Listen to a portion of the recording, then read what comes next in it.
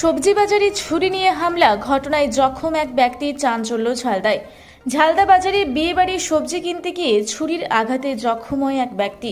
ওই ব্যক্তির নাম সঞ্জয় রজক, বয়স 28 বছর। তার বাড়ি কোটশিলা থানার বড়রুলা গ্রামে। জানা যায়, কোটশিলা থানার চেকা গ্রামের বাসিন্দা প্রসেনজিৎ রজকের সাথে আগের একটি ঝামেলা ছিল এই সঞ্জয়ের সাথে।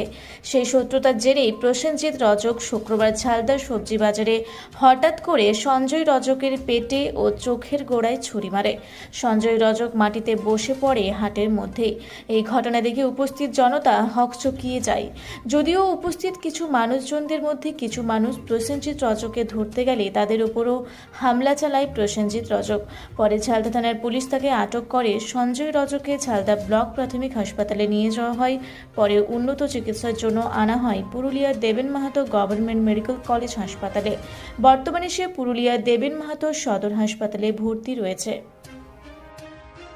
হঠাৎ ছুরি নিয়ে হামলা করলো। হ্যাঁ, ওরা মানে সব কিছু নিয়ে কোনো পেঁয়াজ কিনতেছিল। পেঁয়াজ কেনার পরে ওরাকে পেছন দিক থেকে আসে আর মানে হ্যাঁ পেটে মেরেছে, এইখানে মেরেছে, মানে পিঠে আছে, এই চোখে আছে। ওই এটা আমার কাকার বেটা হই। হ্যাঁ, সঞ্জয় রজক। মূলত আসামি ওই যারা আমাদের জামাইদাটা হই প্রসেনজিতের, যেমন আরো উহার দুটা ভাই আছে। হ্যাঁ, হাটেই মারিছে। হ্যাঁ, পুলিশে ওইখান থেকে পুলিশে পুরা ওই ঝালদা থানাতে পুরা নিয়ে গেছে। এখন সঞ্জয় রজক এই পুরুলিয়া সদর হসপিটালে ভর্তি আছে।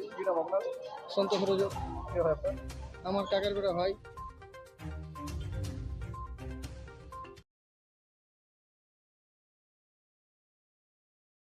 পুরা ব্লকের লধুরকা গ্রামের অদূরে অবস্থিত দৌলত পাবলিক স্কুলের দখলে থাকা বেশ কিছু জমি নিয়ে শুরু হয়েছে আইনি জটিলতা।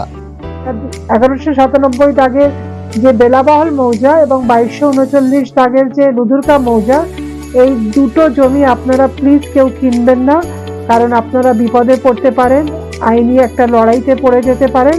জমিটা একদম ডিসপিউটেড, ফলে একটু সাবধানে থাকবেন।